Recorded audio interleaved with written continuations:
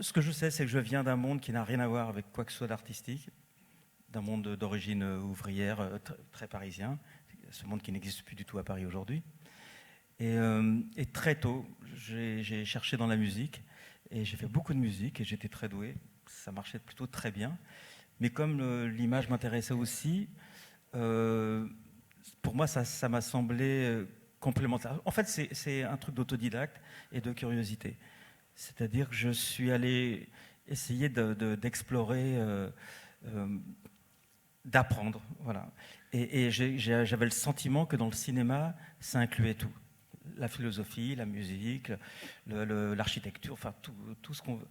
Et je me disais, tiens, c'est peut-être un champ d'exploration. En fait, l'amour du cinéma, il est venu plus tard, quand je suis rentré très jeune, à 19 ans, dans l'école de cinéma, à l'époque, l'école de Lumière. On pouvait rentrer très tôt. Et c'est là où j'ai vraiment eu l'amour du cinéma. Je pense que c'est une histoire d'envie de voyage. J'ai grandi très tôt, il n'y avait pas de livre chez moi, et très tôt j'ai lu, mais avant 10 ans, à 8 ans, 7 ans, 8 ans, c'était essentiellement Tintin et Jules Verne. Et en fait, je pensais à ça il n'y a pas si longtemps que ça. Je me dis, c'est très troublant, parce qu'en fait, Tintin et Jules Verne, donc Hergé et Jules Verne, sont des gens qui n'ont jamais voyagé et qui ont inventé des histoires qui se passent à l'autre bout du monde. Et en fait, je pense que c'est ça qui était le vrai moteur, c'est l'idée du voyage. Mais pas le voyage physique, et ça, Dieu sait, je l'ai pratiqué depuis, mais c'est avant tout, on peut voyager très loin dans une chambre de bonne à Paris. C'est-à-dire qu'en fait, c'est le voyage imaginaire, quoi, le voyage de quelqu'un. Et tout petit à petit, c'est ça qui s'est construit. Mais je ne peux pas dire exactement comment ça s'est passé. Je ne comprends même pas comment je suis rentré à l'école du Lumière. Mais je pense que donc j'ai été repéré. Et pourquoi Nuitaine, quand j'y étais, m'a pris pour être stagiaire à 21 ans sur La vie est un roman d'Alain Resnais, parce que c'est le vrai démarrage pour moi. C'est Alain Resnais plus Nuitaine à ce moment-là. Je ne sais même pas l'expliquer. Je n'ai pas la moindre idée. Je ne vois pas du tout. Et en gros, après ça, j'ai continué. Comme j'étais très jeune, je n'avais pas besoin de grand-chose pour vivre. Et puis, au début des années 80, on pouvait vivre avec pas tellement d'argent à Paris, contrairement à aujourd'hui. Donc j'ai fait beaucoup de courts-métrages et ça a été vraiment mon école. Et puis un jour, il y a un fameux Arnaud Desplechin que je connaissais, qui était en même temps que moi à l'autre école, qui était à l'époque l'IDEC. On se connaissait et un jour, il m'a proposé de faire un gros court-métrage qui était La vie des morts, qui est en fait plus qu'un moyen-métrage, c'est un film d'1 heure, et qui est notre premier film à tous les deux, et on a le même âge, quoi. Voilà. Eh ben ça, c'est une très belle entrée en matière. On va regarder un extrait de La vie des morts. En fait, c'est le début du film que tu as choisi de nous montrer. Oui, parce que je pense que quand on montre des extraits, c'est plus facile. C'est difficile de montrer à l'intérieur. Enfin, quoi que je vais dire un truc contradictoire plus tard, mais en tous les cas, je trouve que c'est bien de montrer comment on lance une histoire, comment on lance un film. Et là, on revient au sujet qui m'intéresse, c'est comment on raconte des histoires aujourd'hui.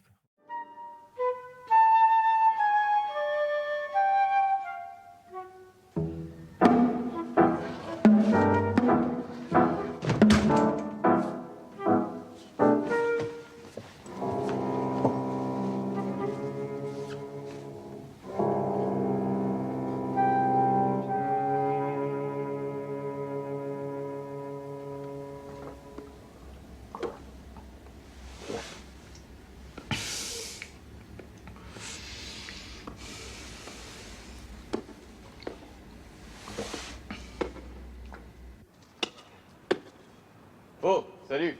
Ah, tu viens d'arriver? Ouais, y'a personne? Non, ils sont à l'hôpital. Et ça va? Rien de particulier? Non. Ok. Je peux t'aider? Je monte? Ouais, si tu veux. Putain, je vais me dégueulasser. Attrape la branche. Tiens.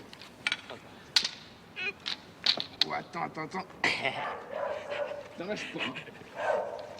Va pas tomber, hein. Ok.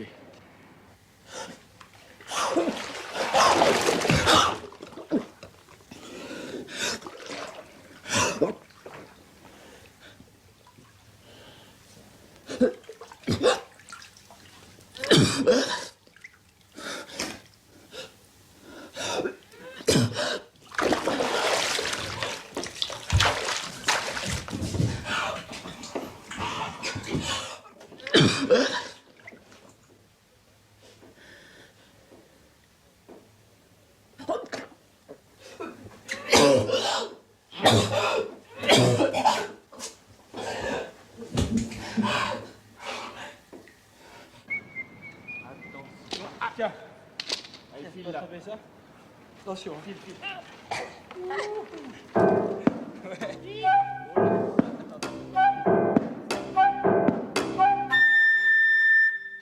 La rage du cul.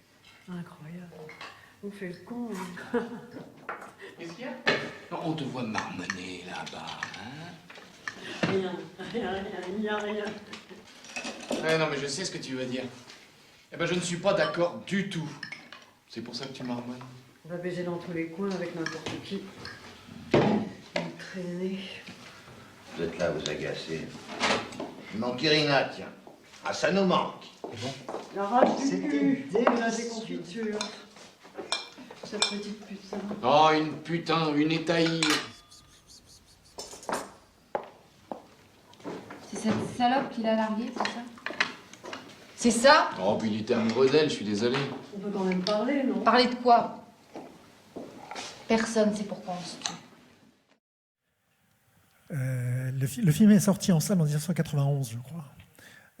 Bon, c'est vrai que ça fait quelque chose de voir tous ces jeunes acteurs qui, à l'époque, étaient presque tous débutants.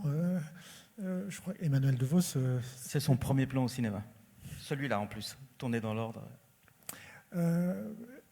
Éric, ton sentiment quand tu revois Disons que c'est mon premier film, voilà. Depuis, il y en a eu une bonne cinquantaine depuis.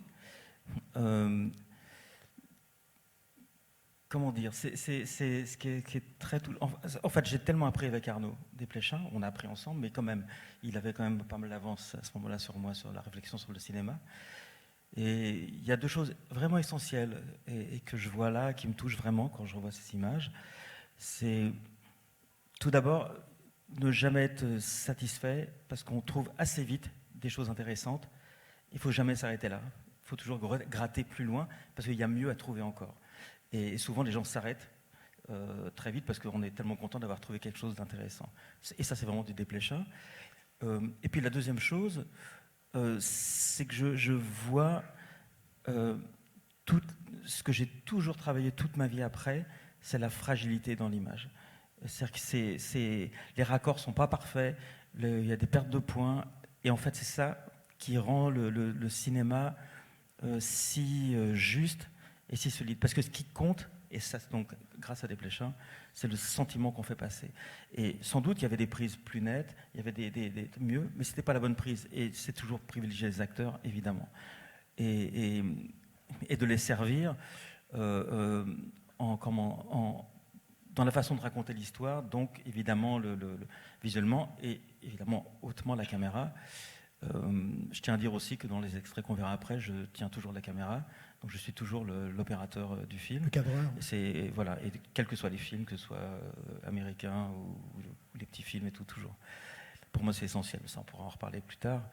Mais voilà, après ce qui me touche beaucoup, c'est que je vois le Super 16 à l'époque, c'est du 16 mm, donc, parce qu'on parle toujours des progrès du numérique, mais quand même les pellicules ont fait beaucoup de progrès aussi dans le temps. Et aujourd'hui, quand on tourne en Super 16, il n'y a pas du tout ce grain-là. Mais moi, je trouve ça un charme absolument incroyable. Ça a été restauré, donc scanné en 4K. Et j'aime beaucoup la matière de l'image. À l'époque, il fallait que ce soit gonflé par des systèmes optiques. Et la qualité était beaucoup moins bonne que ça. Mais ça avait son charme aussi, bien sûr. Mais l'idée, il a ce côté que j'ai retrouvé et qui vient... parce que c'était une de mes inspirations, et j'ai eu la chance de travailler après avec lui, avec Alain Resnais.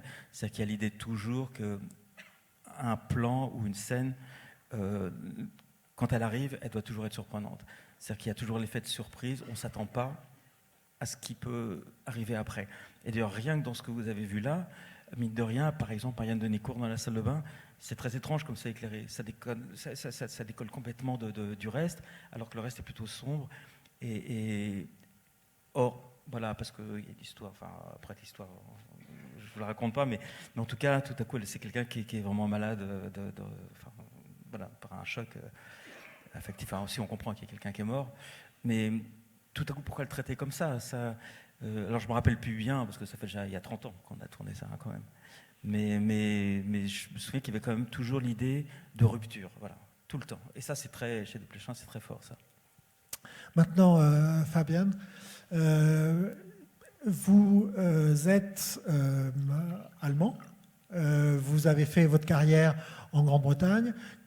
Qu'est-ce qui vous a destiné à ce métier? I think when I was about 13, I had the opportunity to go to a set, and I saw the camera operator, and I thought, well, that looks cool. Maybe I should try that. Which film was that? It was a German feature I actually can't remember the name of. And the reason why I ended up in the UK or in England was because I applied to the Munich Film School, which turned me down, which in the end was the best thing that ever happened to me. And also I knew that I wanted to do more international productions. I wanted to work with international actors. I've always had an affiliation to the English language. I've always had an affiliation to especially British actors who are very, they've got some incredible actors. So the move to England kind of felt natural. Et c'est à la suite de vos études que vous avez fait vos premiers courts-métrages et que vous êtes passé à la télévision? Comment I mean, I was shooting even before I went to the film school. I was shooting. Every weekend I was shooting stuff. We were doing music videos for friends of ours who had a band. For a while, I was shooting corporate videos, terrible corporate videos for supermarkets and how to stack the shelves with tinned tomatoes for the new employees. I was doing everything. I was working every day. I was working as hard and as much as possible because I always had the opinion that the more I do and the more various things I do, the more I learn. And so I did a whole range of stuff and eventually ended up doing some second unit on some TV dramas and a couple of smaller films. And I then had a break with a TV show, the terrible one that you mentioned earlier called Spooks Code 9, which was sort of my first proper DP gig as a main unit DP. And at the time, the production was interviewing people who lived up in the north of England, which is where I lived. And I went in to see the producer, and I said, look, guys, I can do second unit, I can operate a B camera, I'll do whatever you want to do, I just want to shoot stuff. And at the end of the interview, I gave them my show reel, which I had by then because I've done so many unprofessional things. And I said, but I really want a light. And if you will have a look at this. And 2 weeks later, they called me and said, actually, we'll try you and we'll give you the job. Oui, non, je voulais juste dire, ce qui me touche, c'est qu'il y a quelque chose de très similaire dans nos parcours, en tous les cas, qui ne se passe pas forcément au même âge, au même moment, parce que lui, visiblement, il a eu envie beaucoup plus tôt que moi d'être chef opérateur et d'être dans le cinéma. Mais c'est que donc à 21 ans, je suis stagiaire sur La vie est un roman de René, et après, je décide, je ne veux pas rentrer, alors que toutes les grandes équipes pouvaient m'accueillir, évidemment, c'était prestigieux, avec Nuiten à l'époque, qui était une des stars de chef opérateur. Et en fait, je me suis lancé exactement dans la même logique, parce que j'en ai fait un paquet aussi. Mes premières feuilles de paye comme chef opérateur, c'est ce qu'on appelait les films institutionnels, et c'était dans une entreprise en Bretagne, et c'était pour montrer comment porter les cartons sans se casser le dos. Et comment filmer ça? Mine de rien, c'est déjà des questions de cinéma. C'est formateur. Et j'ai fait des clips aussi. J'ai fait David et Jonathan. J'ai fait pour les vieux comme moi. Rigoler. J'étais très content de faire ça parce que c'était des vedettes à l'époque. En fait, tu voulais dire quand les portes s'ouvraient, c'est-à-dire pour t'engager comme assistant. C'est voilà. Ça et j'avais pas envie. Ouais. J'avais envie tout de suite de faire. Et puis surtout, j'ai fait une 60aine de courts-métrages en 8 ans, quand même. C'est énorme. Mais je faisais tout. Et je prenais tout sans choisir, et donc avec la même logique. Tout est bon du moment qu'on apprend, et j'ai tellement appris. Et j'ai par exemple appris des choses qui après m'ont tellement servi. C'est que par exemple un scénario qui est complètement naze, si un type intéressant, on peut en faire quelque chose. Mais là, on peut renvoyer à bout de souffle, par exemple, ou des choses comme ça, dans l'histoire du cinéma. Et puis des scénarios tellement bien structurés, et avec quelqu'un qui est vraiment naze, et on fait quelque chose de très mauvais et sans intérêt. Donc j'ai appris beaucoup. Mais les courts-métrages, ça durait entre 3 jours ou 5 jours. Donc il n'y avait pas d'enjeu non plus, et la plupart du temps, pas payé, évidemment. Et puis, voilà. Mais c'est la même logique. Voilà. Ça a été de pratiquer, quoi. Alors, on va regarder un extrait de Game of Thrones, l'un des épisodes les plus célèbres de la saison 6, en fait, qui est la bataille des bâtards. Je voulais juste savoir, sur une série qui existe déjà depuis bien avant que vous travailliez, que vous entriez professionnellement dans l'équipe, comment est-ce qu'on vous immerge dans cet univers? Est-ce qu'il y a une sorte de cahier des charges extrêmement précis de tout ce que vous devez appliquer dans l'épisode? So first of all, I just want to say, it's from what I've just said, it sounds like I hate TV and I love films and I want to do more films. I have fallen in love with TV, and I think TV has become a very interesting medium. And I do love shooting TV. Just want to say that. With Game of Thrones, I mean, yes, I was trained in shooting series, so when you shoot a series, if you aren't the person who starts it, you always have to adhere to the look that has been set, or at least stick to the things that make the show. So for me, that was always very natural. When I started on season 4 of Game of Thrones, I knew what they wanted. I could straight away see how they wanted it to be. So the first thing, la première chose, c'est que vous regardez l'ensemble, toutes les saisons, pour vous imprégner de. Yeah, I watched a few of the episodes. Yeah. I spoke to obviously the director, the showrunners. You look at some stills, and then it's really about taking the things that make the show, that specific show, and trying to keep those throughout. But the interesting thing comes for me is to add your own thing to it without going away from the show too much. So you can still make it your own, I think. Or at least when you make it your own, within what the show is visually, then I feel like you succeed.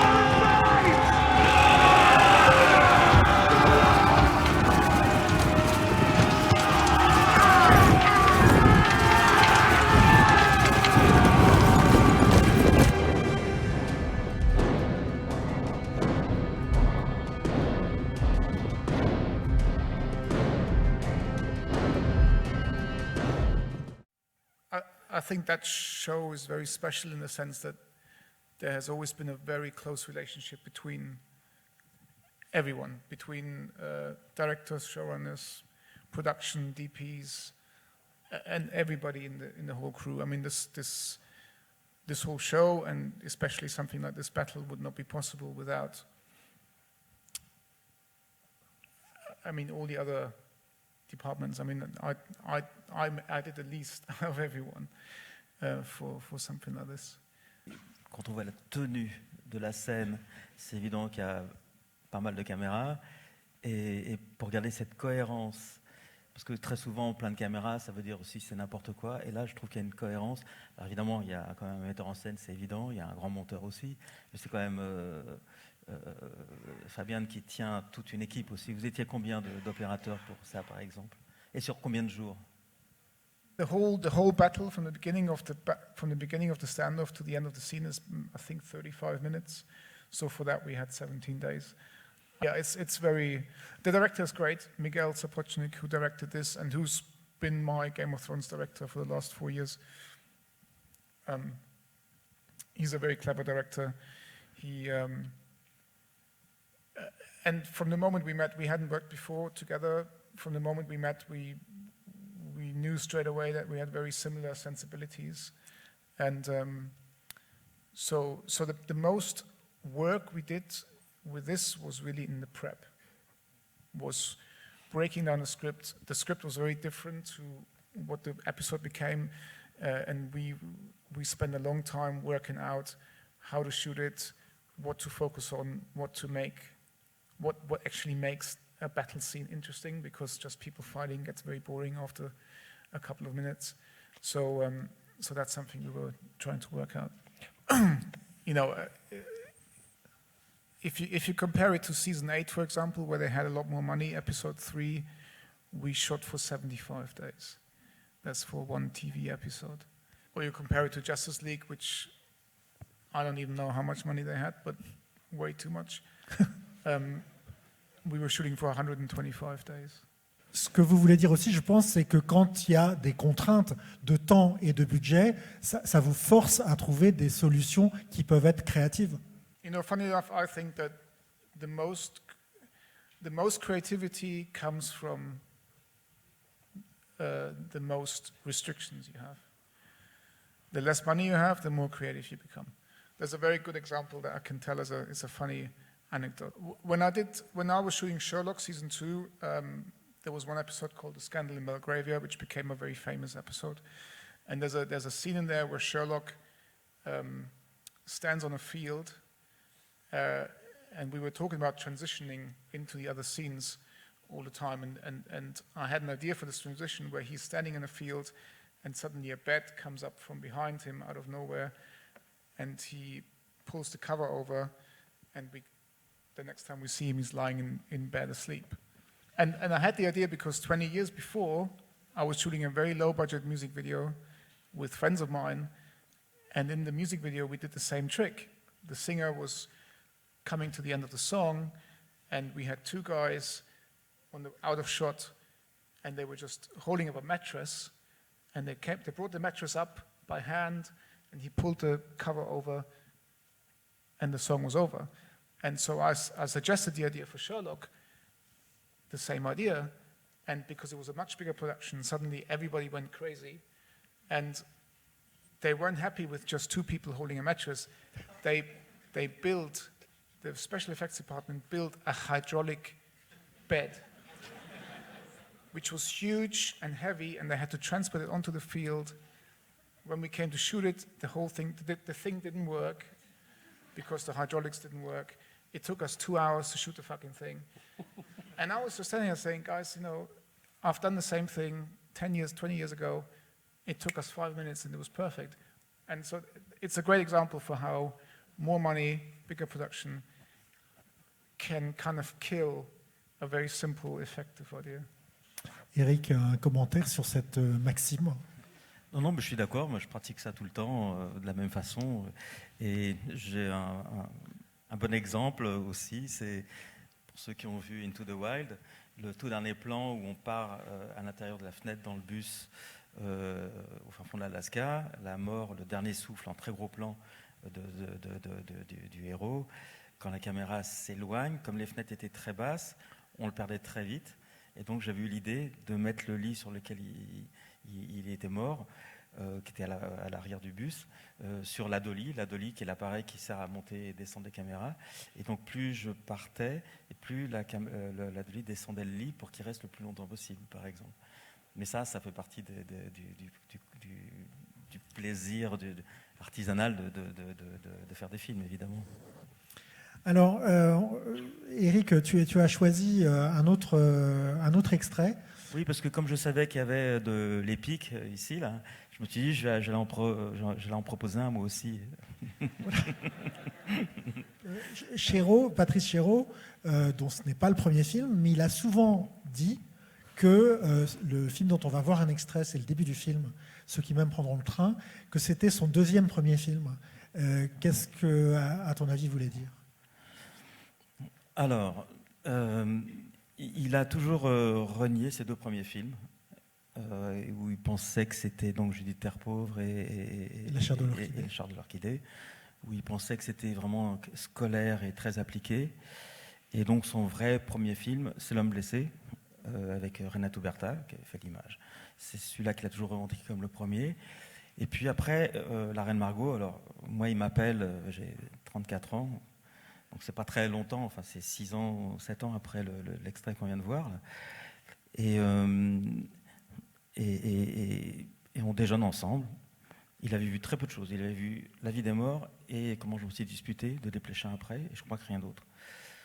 Alors qu'avant, il venait de tourner quand même La Reine Margot avec Philippe Rousselot, et c'est énorme, quoi. Et donc, il m'invite à déjeuner et il me dit, voilà, on discute, très sympathique, et il me dit, j'aimerais bien tourner, j'ai jamais tourné en vrai scope. Tout le monde me dit que c'est trop cher. Je dis, bah non, parce que la nouvelle vague, c'est du scope et c'est pas cher. Une femme est une femme, voilà, de Godard et tout. Donc on peut tourner avec une toute petite équipe où Jules Légime, et il y a très peu de personnes, c'est pas forcément la grosse production américaine. Et puis après, il voulait tourner dans un train. Et il me disait, la production, tout le monde me dit, c'est impossible de tourner dans un vrai train, c'est trop contraignant. Bah non. Il faut construire un train en studio ou... Bah oui, avec des projections ouais. et tout ça, mais il y avait déjà eu des choses comme ça. Donc, et je dis, bah non. Et donc on va tourner en scope dans un vrai train, quoi. Et il m'a dit, bon, bah, je crois qu'on va bien s'entendre, on va le faire. Ça s'est passé très simplement comme ça. Évidemment, après, j'étais mort de trouille. Je me suis dit, comment je vais m'en sortir ? Après, j'ai trouvé des solutions, et grâce à Jean-Pierre Boviala, avec la caméra à tonnes et tout ça, parce que sinon, j'aurais jamais pu m'en sortir. Mais donc, cette deuxième...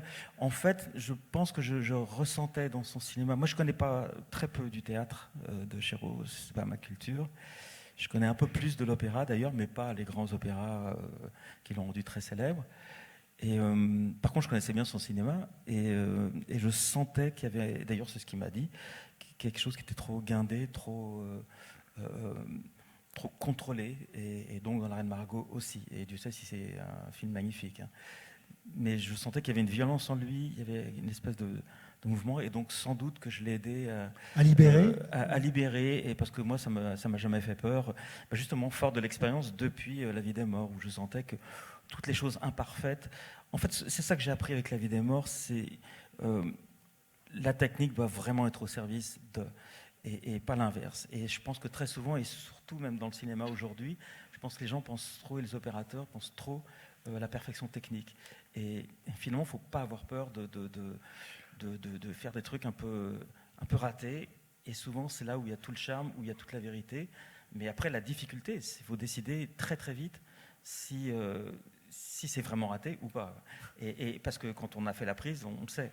D'où les complicités avec des réalisateurs. J'ai beaucoup pratiqué ça avec Assayas aussi. Quand on a fait Clean, par exemple, c'était des tournages à caméra à l'épaule avec des longues focales, sans répéter. Et il fallait qu'on décide vite si, après tout, des manques de points ou des cadres un peu comme ça, où la lumière c'est pas bien placée et tout, est-ce qu'on est content ou pas, quoi. Voilà. Donc ça demande une vraie complicité, et il y a des moments, il faut en effet refaire, parce que ça peut être mieux, parce qu'on a perdu quelque chose, mais quand même très souvent, le moment de grâce, il arrive dans toute cette fragilité. Voilà.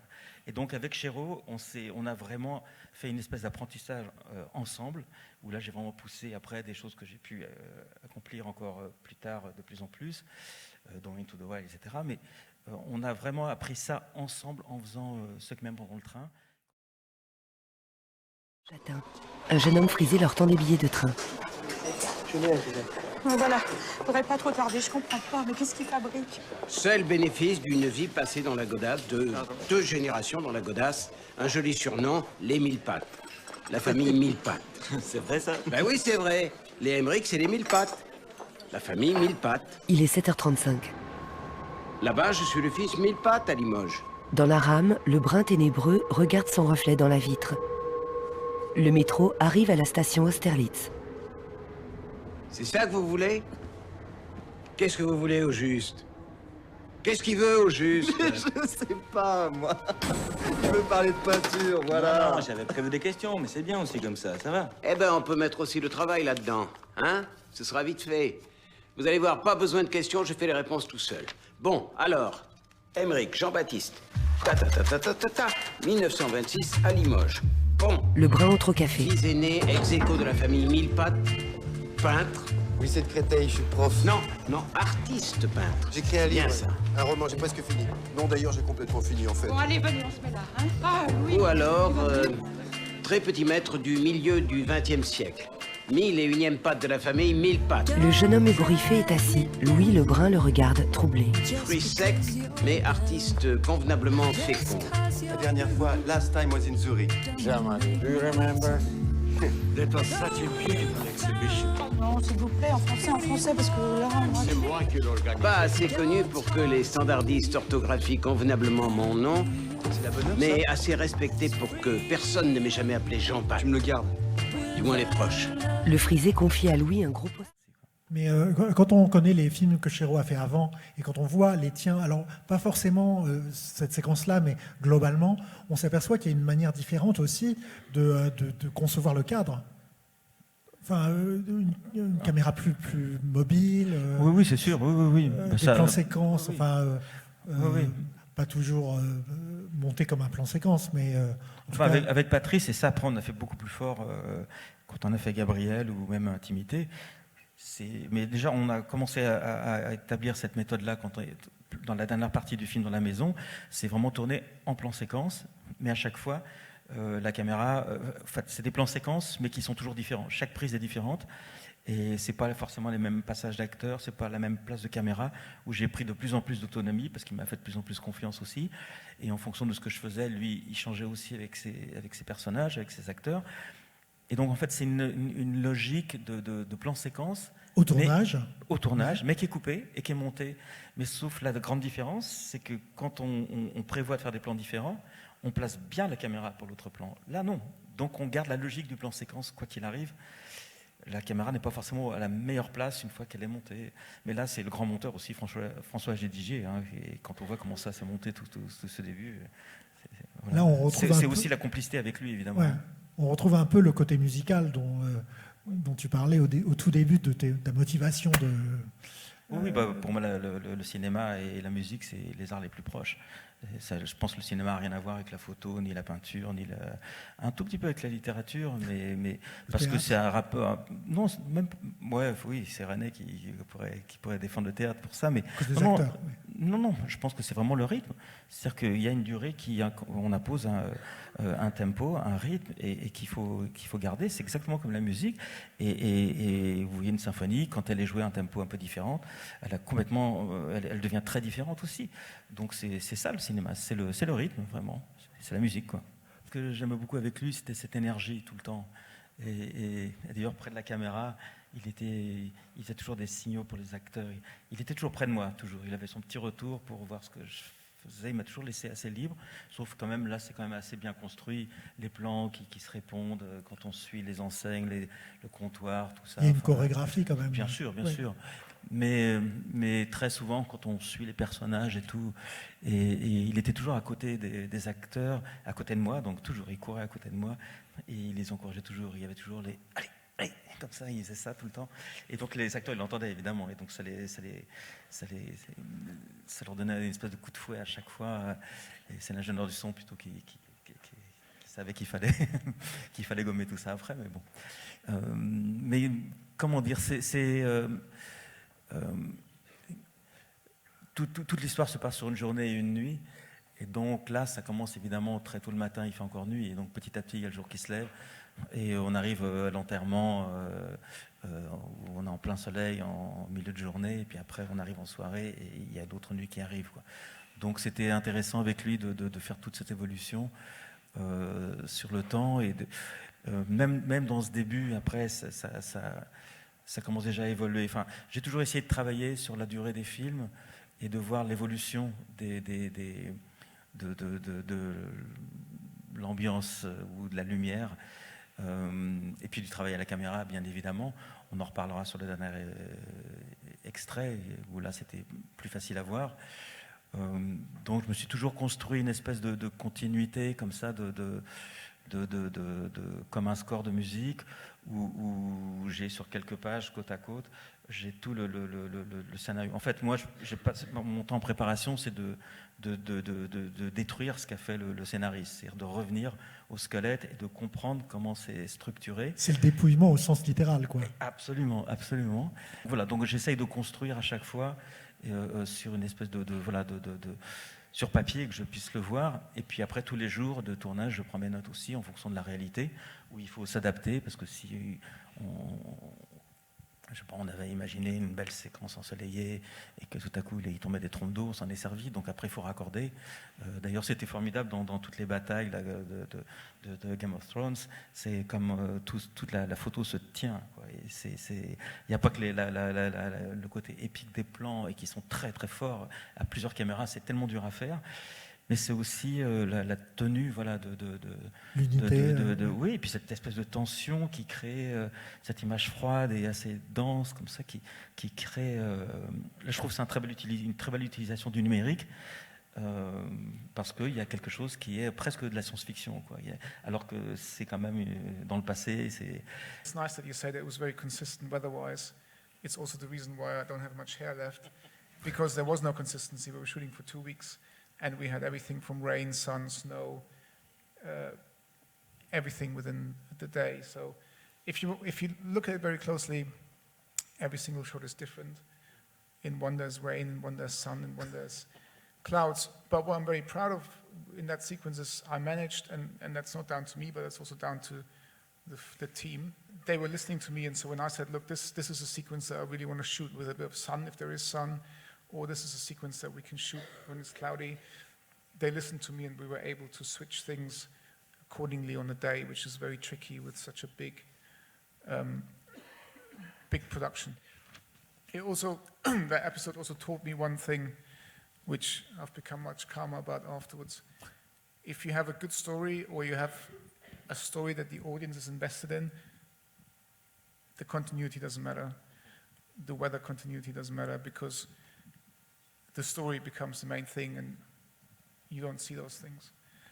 That makes life a lot easier. Tout à fait d'accord, absolument. Et il faut savoir décider quand on peut laisser tomber les raccords, parce que ça va marcher de toute façon, parce que c'est tellement fort en mise en scène, ou surtout évidemment avec les portés par les acteurs. Donc ça fait partie des décisions très difficiles à prendre toujours.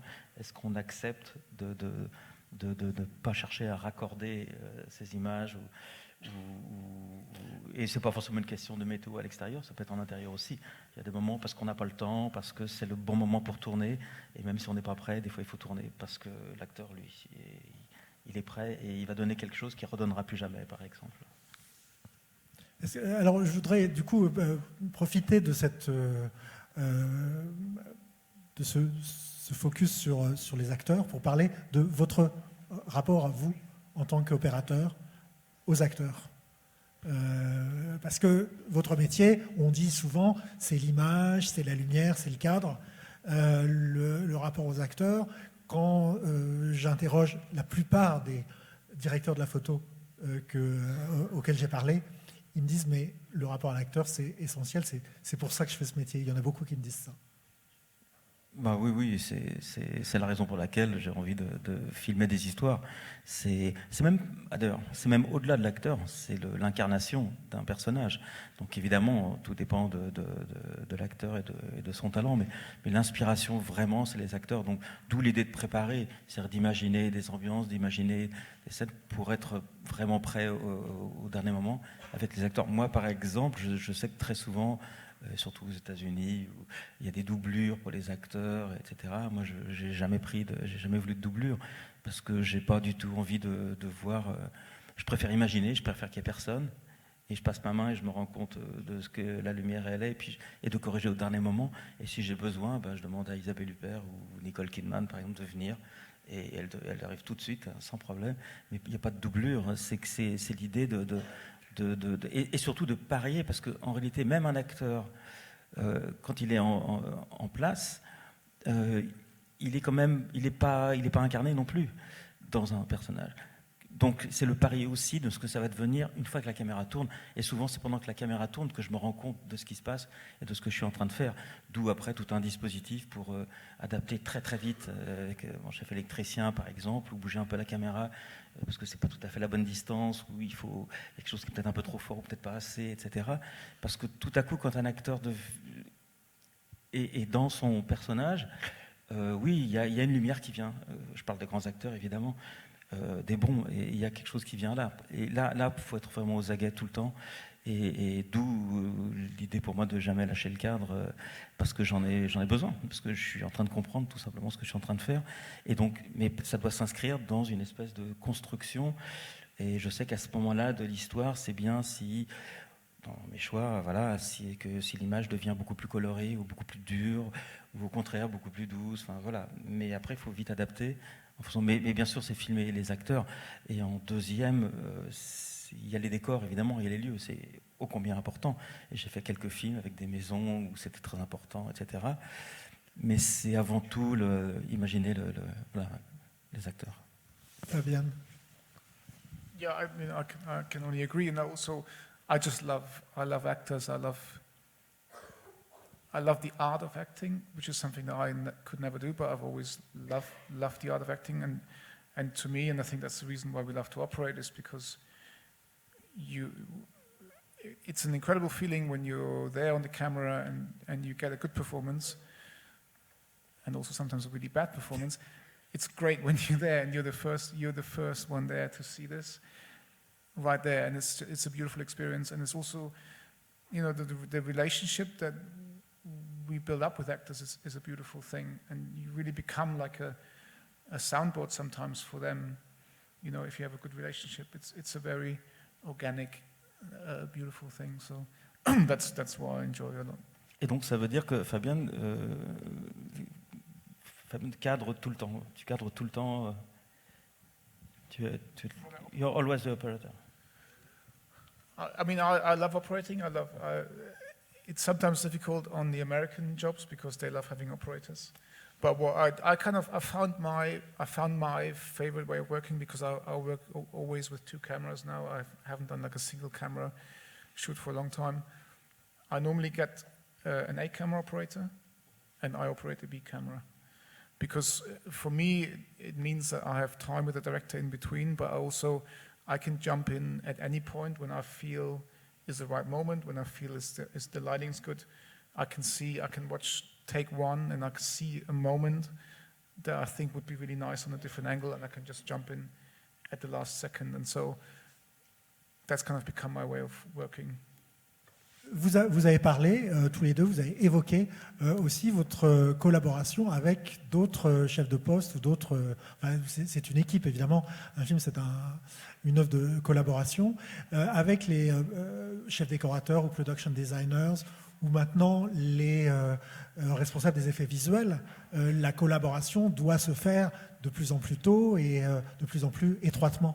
Est-ce que vous pouvez tous les deux commenter cette collaboration sur l'image du film? Oui, il n'y a rien de nouveau vraiment, c'est depuis toujours. Quand on fait du cinéma, on travaille avec le chef décorateur en préparation. Et même si c'est que des décors naturels, c'est le choix des décors naturels. Je pense par exemple à Clean d'Assayas. Et à ce moment-là, peut-être dans un café, c'est demander de rajouter une applique dans le fond pour remplir le fond, comme ça il n'y a pas besoin d'éclairer.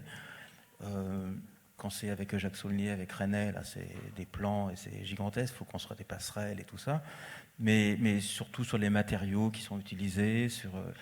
Dans Cœur, on a beaucoup utilisé beaucoup de choses qui reflétaient beaucoup, voilà, des choses comme ça. Donc ça, c'est des choix qui se font évidemment avec le réalisateur.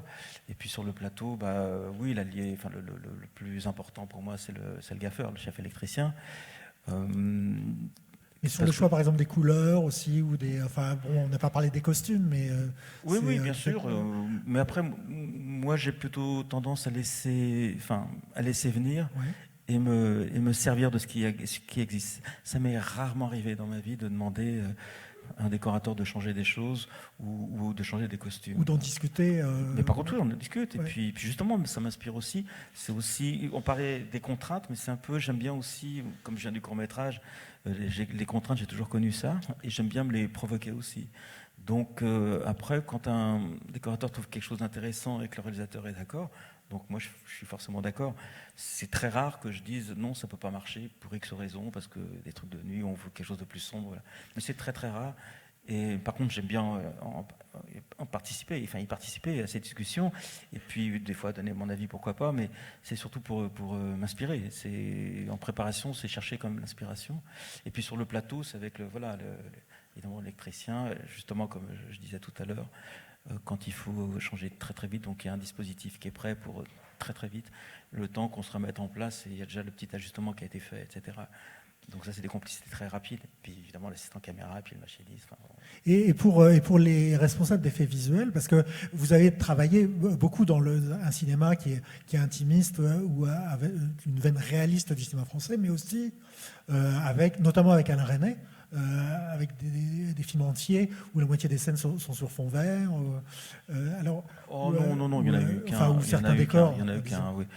Mais non, mais puis comme j'aime bien faire de la publicité aussi pour m'amuser un peu avec ces outils-là, donc je connais un peu. Oui, ou avec Angly, quand on a fait Woodstock, il a fallu multiplier un peu les profondeurs avec les gens, tout ça. Donc c'est vrai que c'est quelque chose qui est devenu assez familier, assez simple aujourd'hui. Évidemment, Game of Thrones s'en est rempli, mais bon, mais c'est pas. Oui, bien sûr, on travaille avec des gens d'effets spéciaux, mais comment dire, le monde du numérique, parce que même si on tourne en pellicule, l'image est numérisée, tout est beaucoup plus facile aujourd'hui. Il y a des outils qui sont absolument incroyables. Donc même une rayure sur un plan, ça disparaît tout de suite. Alors qu'autrefois, c'était une catastrophe. Il fallait en gros refaire le plan, quoi. Donc tout ça, voilà. Donc ça existe bien sûr, mais c'est pas. Enfin, moi, je pense pas que ce soit essentiel. Ça change, oui. Mais par exemple, on peut avoir, et ça j'imagine, parce que j'ai vu quand même il y a des scènes de nuit, que par exemple il peut y avoir des projecteurs dans le champ, et ensuite ils sont enlevés en numérique. Ça c'est quand même très facile aujourd'hui. Moi j'ai fait des choses comme ça, par exemple sur Into the Wild, il y avait un moment où les personnages sont autour d'un feu en pleine nuit, et le plan large, et donc j'avais quand même des projecteurs, il fallait quand même qu'on puisse les voir, et j'avais mis des papiers noirs collés sur l'objectif et tout pour le cacher, et ça marche plutôt bien, ça se voit pas, mais c'est vraiment complètement artisanal et ça a pris du temps quand même, alors qu'aujourd'hui on les laisse et puis on les enlève tout de suite, quoi. Fabienne, sur votre collaboration avec la direction artistique, le production design ou les effets visuels, est-ce que ça passe par le réalisateur? Est-ce que vous avez un contact de collaboration aussi direct avec eux sur les discussions, les choix? I mean, first of all, I love collaboration, and I've always been a team person, I think, and I always encourage everyone in my crew, for example, in my camera crew, to always have suggestions and have ideas. And if they, I mean, my focus puller, who's been with me for more than 10 years, he's very critical of me, which is very good, because he tells me if he thinks I can do better, or he tells me if he thinks there might be a better shot, and I really like that. I think there's an openness that I tend to have with everyone that hopefully helps me do better stuff. So from a team perspective, I've always been very much into that. Obviously, when you prep or when you in any sort of work, it always has to go through the director, or at least with the director's agreement, so to say. I mean, so I mean, I would, again, Game of Thrones is a good example. I couldn't even count the amount of meetings that we have about stuff because it's so complex for every department, whether it's visual effects, special effects, art department. You know, it's mad. So I would have a lot of meetings with the director. I would have a lot of meetings on my own with each department, and every meeting evolves. Donc j'aurais juste rajouté un mot parce que c'est très juste. Ce que vient de dire Fabienne, c'est que dans le monde anglo-saxon, en tout cas chez les Anglais et aux États-Unis, il y a une espèce de maladie là, de réunion mais en permanence, c'est insupportable, ça n'arrête pas. La plupart du temps, c'est stérile, ça ne sert à rien, mais au moins tout le monde est là. Il y a une espèce de comme si c'était un temple, un truc religieux, il faut que tout le monde soit ensemble. En France, on n'a pas cette culture-là, sauf que ça vient avec les séries, mais sinon, en général, c'est à deux. Donc, ou à 3 avec le réalisateur, avec le décorateur, ou moi avec mon chef électricien, ou avec les effets spéciaux. C'est beaucoup plus séparé et en général c'est une fois de temps en temps et c'est très efficace. Et puis on s'envoie des mails, on peut s'envoyer des images, des choses. Mais c'est parce que quand il y a trop de monde et tous les départements en gros sont ensemble, on perd un temps fou. Il suffit que l'accessoiriste parle d'un détail et ça peut passer une demi-heure. Comment on va résoudre ce problème-là ? C'est-à-dire que moi, par exemple, qu'est-ce que je fais dans cette réunion ? Il va trouver une solution, et puis il nous montrera sa solution. Et quand il montre sa solution, ça m'intéresse. Mais voilà, donc c'est vrai que ça c'est assez pénible. Et puis sinon, pour revenir aux équipes, là où on va être différent, c'est que moi, j'aime beaucoup travailler avec des équipes différentes. C'est aussi parce que je travaille beaucoup dans le monde, dans plein d'endroits différents, aux États-Unis, ou en Chine, ou en Israël, ou en Argentine. Mais c'est aussi même en France, et j'aime bien construire une équipe pour le projet, comme j'ai jamais 2 fois la même liste de matériel caméra. J'aime bien aussi inventer une liste qui va correspondre au projet, et puis pareil pour la lumière, etc. Donc c'est une façon de sans doute de me mettre une fois de plus moi-même en porte-à-faux, mais de me pousser à réfléchir. Et j'adore travailler avec les équipes à l'étranger parce que je suis obligé de leur expliquer comment j'aime travailler. Et c'est une façon aussi, moi-même, à me secouer aussi, et pas être dans le train des habitudes aussi. Quoi. Oui, de pas avoir un style reconnaissable en tant que chef opérateur. Non, c'est pas ça. C'est juste que de pas... de se remettre en question. Oui, exactement. D'essayer en effet, de chercher. Enfin, je m'ennuie très très vite. Et quand je m'ennuie, tout à coup, plus rien m'intéresse, quoi, parce que moi-même, je ne m'intéresse plus. Donc, j'ai essayé de trouver une espèce d'excitation. Et par contre, je suis d'accord avec Fabienne. J'adore travailler avec les équipes. Et j'adore quand eux aussi, ils ont un avis, hein, bien évidemment. Hein, ça, c'est un échange. Mais c'est vrai que j'aime bien aussi... en fait, je cherche l'effet de surprise, tout simplement. Quoi. Et c'est pas forcément facile, ni confortable. Hein. Mais en même temps, c'est très stimulant. Quoi.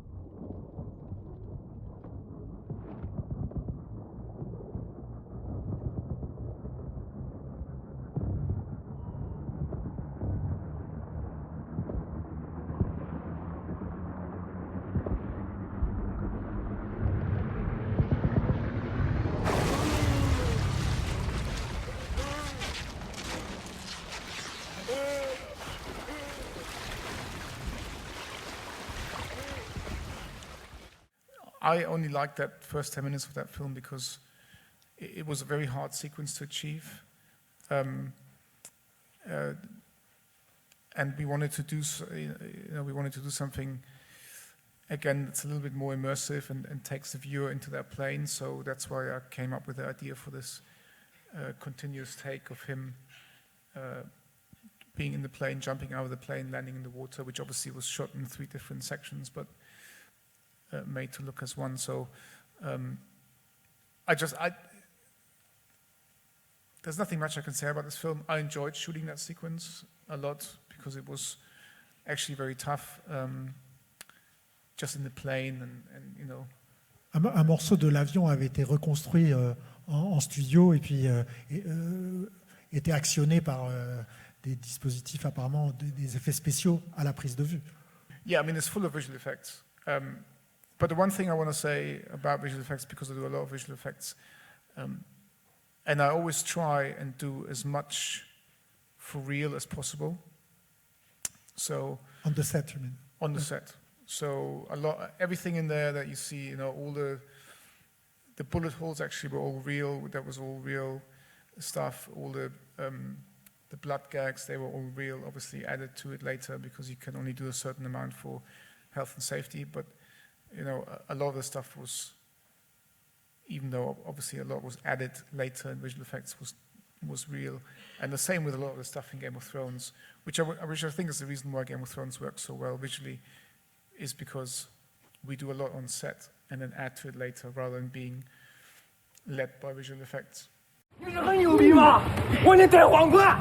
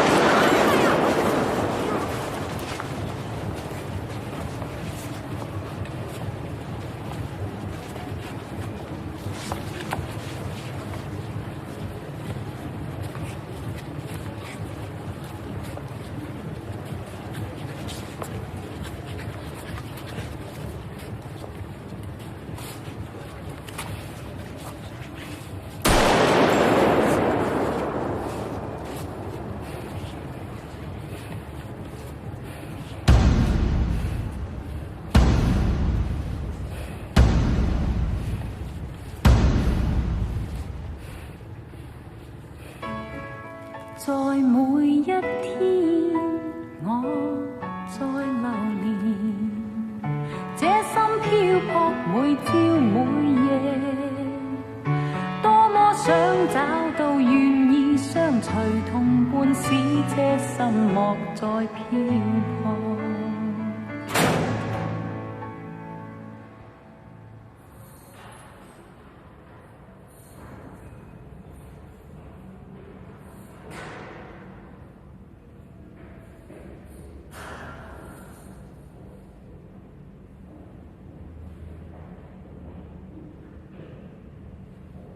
曹巧巧，我再问你一次，谁的枪？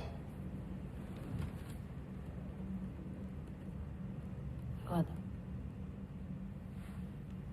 你从哪来的枪？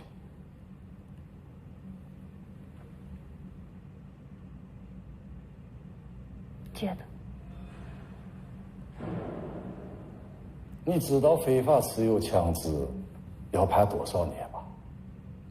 你知道，如果你做的是虚供，会是啥的后果吗？知道。那就说实话，到底是谁的枪？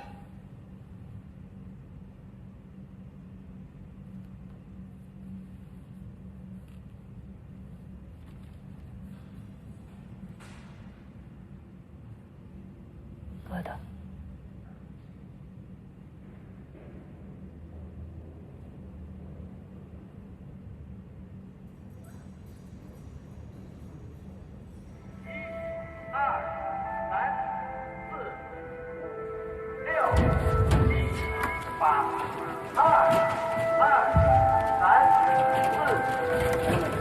6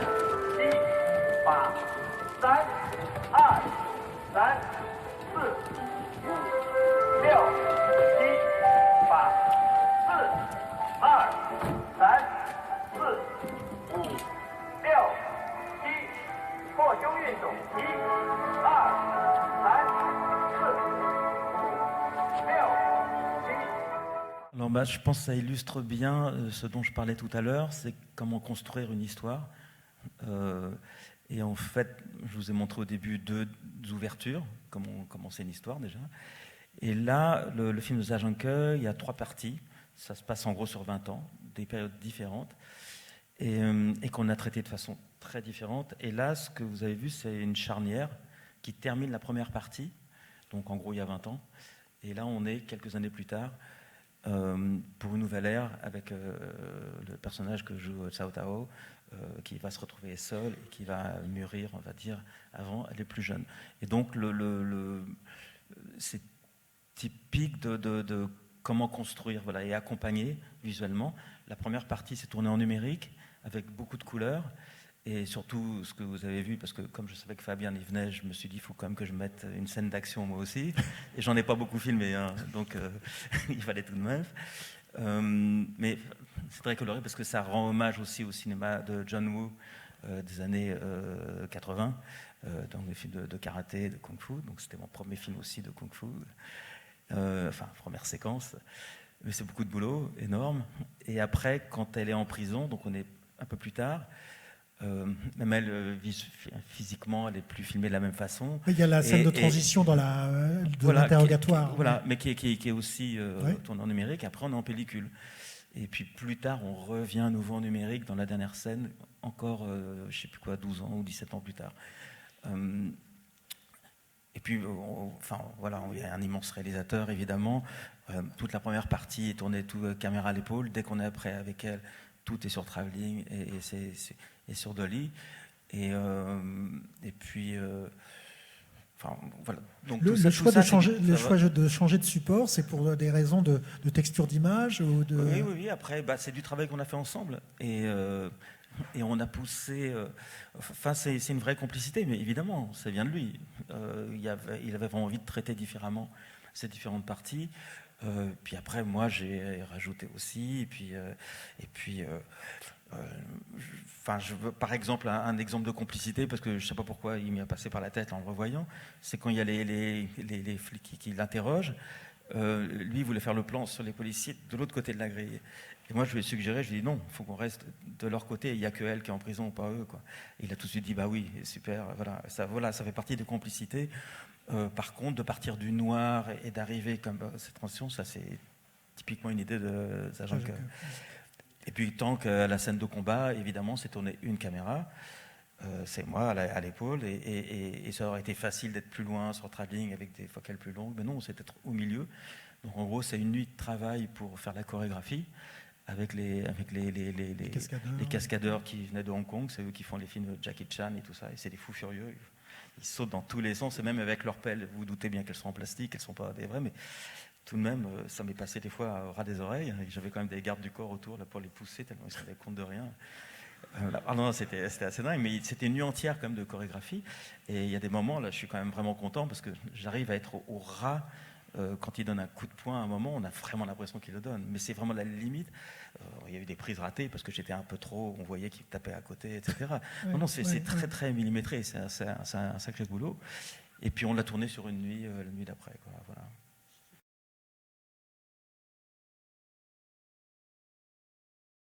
I mean, the color grading is a huge part of our job.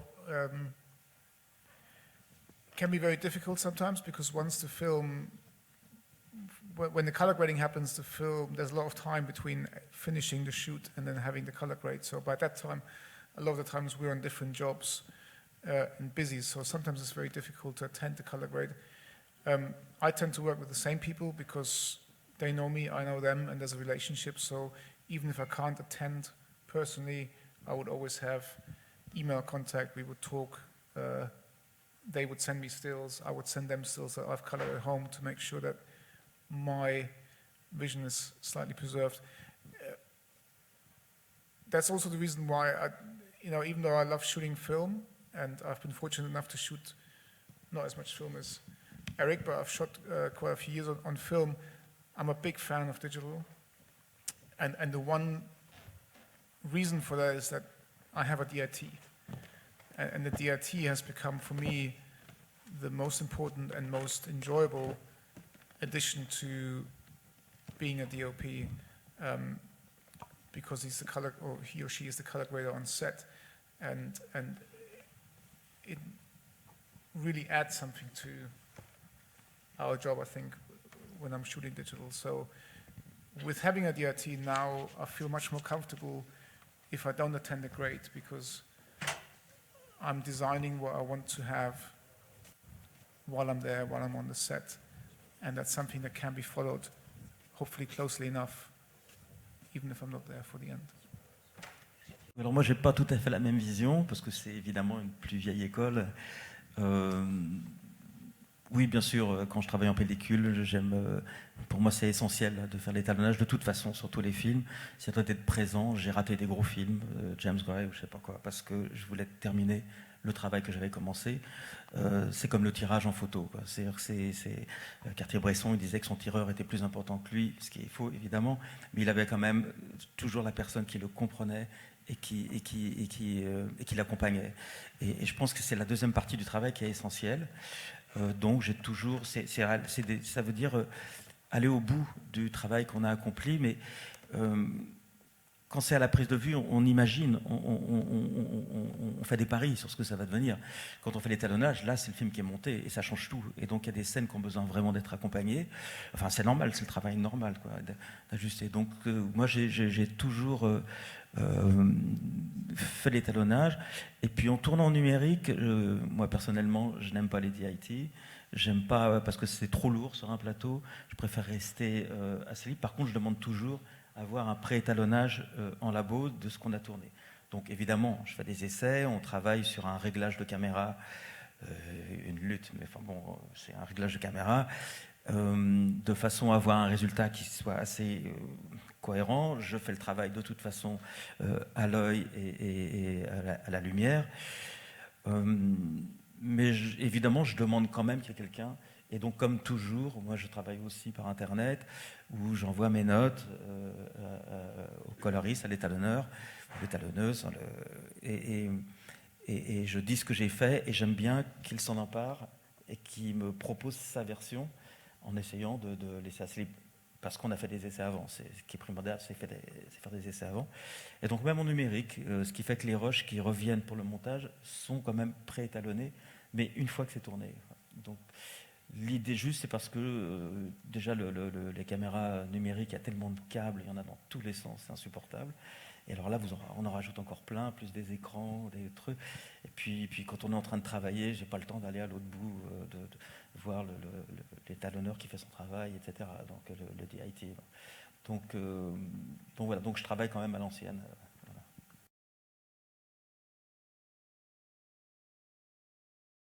I've had two gaffers that I've worked with consistently over the last 10 years, or maybe 7 years. And like Eric, I go to a lot of other places where I can't take my crew, so it's always nice to meet new people. It's always nice to work with new people. It's always nice to work with a new gaffer or a new focus puller or a new everything, because you learn from those people. But equally, it's always as nice to get back to your old team, because they know you, they know your quirks, they know me, they know how I work. So what I like about, for example, Tom, who's my main gaffer, he knows everything about me. He knows how difficult I am, can be, and it makes my life so much easier, because there's a lot, we don't have to talk that much about the things that we want to do, because he knows what I want to do. And so it makes things very, very easy on that level. Je disais tout à l'heure que le cinéma est proche de la musique, mais une direction de lumière, pour moi, c'est comme de la musique, c'est du rythme, quoi. C'est tout le temps. Donc je suis très directif dans les directions, en tous les cas, auxquelles je tiens. Et j'essaye toujours de demander des choses qui soient faisables, et y compris par rapport au plan de travail. C'est-à-dire qu'il faut que ce soit toujours inclus d'une façon ou d'une autre. Mais après, j'adore la complicité. Une fois que je commence, c'est comme le réalisateur par rapport à moi. Le réalisateur, il me donne la route, et puis après, je me débrouille. Et ben moi, c'est un peu pareil avec le gaffeur, quoi. C'est lui après qui va me suggérer peut-être tel type d'outils, peut-être qu'on pourrait faire autrement, etc. Mais en tous les cas, le principe même, la façon de construire Et je construis toujours au plus simple. C'est-à-dire que si je peux mettre qu'une source, d'abord si j'en mets pas, c'est le mieux. Si je peux en mettre qu'une, c'est l'idéal. Et si j'en mets une et que ça ne suffit pas, parce que pour X raisons, il faut compléter, et ben donc on met une autre qui va compléter. Et puis s'il faut compenser, on va compenser à ce moment-là. Mais ça se construit, c'est toujours un truc dans l'ordre. Mais ça, c'est ce que j'ai appris avec Bruno Nuiten. Ça, c'était le moment crucial dans ma vie, quand j'étais stagiaire à 21 ans sur La vie est un roman, quoi. Et quand je l'ai vu travailler, il a toujours construit les choses. C'est pour ça que il était un tellement grand chef opérateur, quoi, parce que tout à coup il y avait du sens de la façon de raconter visuellement l'histoire, et chaque film qu'il a pu faire était formellement différent. Donc c'est sûr que moi je suis dans la ligne et j'ai toujours. Mais ça m'a beaucoup impressionné. Mais voilà, en gros, mais évidemment pour moi l'essentiel c'est le gaffeur, et puis surtout qu'il soit près de moi quand on tourne, parce que comme je suis à la caméra. Et s'il y a un ajustement à faire, il faut qu'on aille très vite et que ce soit presque personne ne s'en rende compte, quoi. Ou alors on demande des fois 5 minutes s'il faut, mais de toute façon, il faut toujours. On ne peut pas tomber pile, même avec beaucoup d'expérience. Il y a toujours des moments où il faut ajuster. Voilà. Et après, quels que soient les gaffeurs, après c'est à moi de donner la complicité, d'emmener une équipe, de les emmener dans l'histoire qu'on va raconter. Là, sur le film de Zajanka, par exemple, j'avais le chef électricien de Christopher Doyle qui a fait tous les Wong Kar-wai depuis les tout débuts, par exemple, qui venait de Hong Kong, ce qui m'arrangeait parce qu'il parlait anglais, parce que les Chinois ne parlent pas anglais, donc là au moins avec lui. Et on avait une complicité qui était formidable, par exemple. Mais encore une fois, ça commençait. Après, il y a des moments, par exemple, dans la première partie, je pense à ça, il y a des moments avec beaucoup de couleurs, parce que fallait vraiment donner le sens disco, donc des années début 2000 en Chine, qui correspond aux années 80 pour nous, en fait. C'était avec décalage. Et donc après, voilà, je partais sur des principes même de couleurs, puis après, lui, il s'est amusé, il en a rajouté, il m'a proposé. Après, je disais non, etc. Et c'est amusant de jouer avec ça. Mais donc, c'est une vraie complicité. Mais en tout cas, au point de départ, c'est moi le premier, c'est moi qui ai la balle au début, quoi. Je commence. How important the gaffer is.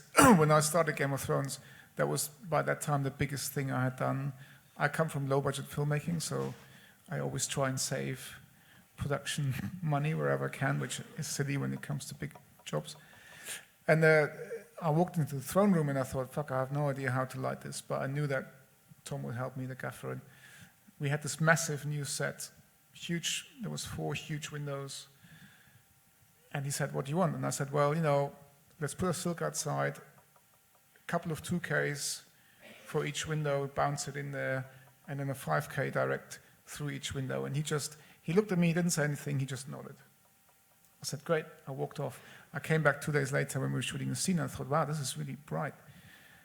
And he had put 2 10Ks bounced into the silk for each window and a 20K through each window. And he just looked at me and said, I know what you meant when you said 5Ks. And he was completely right. He saved my ass that day, because if I had done what I wanted to do, it wouldn't have worked. And so it was a mute understanding of an approach, whether it's for Game of Thrones or whether it was for a film or whether it was for the corporate videos about stacking tomato tins in a supermarket. I always have the same approach, which is make it as dark as possible. Now, which is make it right for what it's meant to be, And unfortunately, the controversy about Game of Thrones episode 3 in season 8 was mainly down to compression and the way it was screened. And I'm actually happy that it happened, even though I had lots of abuse for it, especially on Instagram. I'm glad that it happened, because it's something that has to be addressed nowadays, because the world's changing, the TVs are changing, and we are watching things on TVs at home a lot more. Unfortunately, people don't go to cinema as much as they used to. And so I think it's a good thing that it happened, even though it was hard to listen to sometimes. But Visually, I don't approach it any other way. Everything I do, I approach the same way, and which is always, I try to make everything I do as good as I possibly can, personally. I hope I try and make it as filmic, which is such a stupid thing to say, but as visually interesting and filmic as I possibly can, and that it's right for the story. Non, moi j'ai travaillé essentiellement pour le cinéma, pour le grand écran, donc évidemment, je pense qu'on ne travaille pas forcément de la même façon sur une télévision, qui aujourd'hui sont de plus en plus grandes d'ailleurs. Bon, après, en effet, ça c'est ridicule le téléphone, mais ceci dit, quand on voyage et tout, on voit tellement de gens en train de regarder sur leur iPhone, donc ça fait mal au cœur aussi des fois d'essayer de bien faire les choses et que ce soit vu comme ça. Mais c'est vrai que moi, ma seule expérience, donc c'est cette série Netflix. Donc, vous me posiez la question à propos de Netflix. On a vraiment, bon après c'est parce que c'est Damien Chazelle aussi, il a eu l'Oscar et tout, donc c'est vrai c'est peut-être que c'est plus facile, mais moi j'ai eu aucun problème et d'ailleurs c'est ce qu'il voulait. Et donc on a fait des choses très très sombres et notre référence c'était Cassavetes, meurtre d'un bookmaker chinois, etc. Et donc d'ailleurs curieusement c'est très difficile d'obtenir ça aujourd'hui parce qu'autrefois c'était tourné en pellicule et les pellicules n'étaient pas très sensibles, donc c'est vraiment et sans éclairer dans les rues, donc c'est vraiment très sombre. Et aujourd'hui, ces caméras numériques, on se croirait en plein jour quand il fait nuit. Donc il faut vraiment assombrir énormément l'image pour retrouver ce style. Mais c'est ce qu'on a fait et c'est enregistré comme ça. Donc c'est pas fait en post-production, donc de toute façon c'est irréversible. J'ai eu quelques petits échos qui sont revenus un peu, voilà, mais de toute façon c'est comme ça. Et puis Damien, il est intervenu, il dit ok, c'est exactement ça que je veux, c'est exactement ça, l'imagerie, c'est super, c'est exactement ce que je veux, etc. Donc tout ça, et au final, comme il n'y a plus de producteur maintenant unique, mais ce sont 20 personnes qui décident, j'ai l'impression qu'il y a eu un truc collectif qui fait qu'ils trouvent ça génial et que ça ne ressemble pas aux autres séries. Enfin, bon. Mais après, en effet, je vais peut-être avoir des retours quand ça va être diffusé sur les iPhones, je ne sais pas. Mais en tout cas, on a fait ce qu'on a vraiment voulu, en tous les cas. Voilà. Et on fait les vrais choix et notre travail, il se passe sur le plateau. Après, les outils changent. En effet, il y a des choses plus faciles grâce au numérique, sans doute. C'est sûr que c'est plus facile d'étalonner un film aujourd'hui, de le terminer plutôt qu'autrefois où c'était en photochimie, qu'il fallait revenir tous les jours à les projections. Et quand la projection était mal développée, la pellicule était mal développée, il fallait revenir le lendemain, etc. Aujourd'hui, l'étalonnage numérique, ça marche vraiment très bien. Et donc... ça se fait assez simplement, donc c'est beaucoup plus simple, c'est sûr, mais quand même l'âme de ce qu'on filme, c'est sur le plateau, et ce sera jamais en post-production, jamais, sauf pour l'animation, ou alors après, ça dépend, tout dépend de l'ampleur des effets spéciaux et tout ça, mais l'âme vraiment du jeu d'acteur, tout ça se fait vraiment sur le plateau, et en gros, moi je vois pas de révolution. On travaille toujours, y compris si c'est Game of Thrones, de la même façon, avec des personnes, avec des acteurs, et on est là, et on fait les choix vraiment à la prise de vue, avec un DIT ou pas, etc. Et je vois pas comment ça pourrait changer, même si on peut nous expliquer qu'on peut changer un visage d'acteur, etc. Mais ce sera forcément comme de l'animation, ce ne sera pas de la réalité, quoi. Voilà. Merci beaucoup Eric, merci Fabienne et merci à nos deux interprètes. Merci.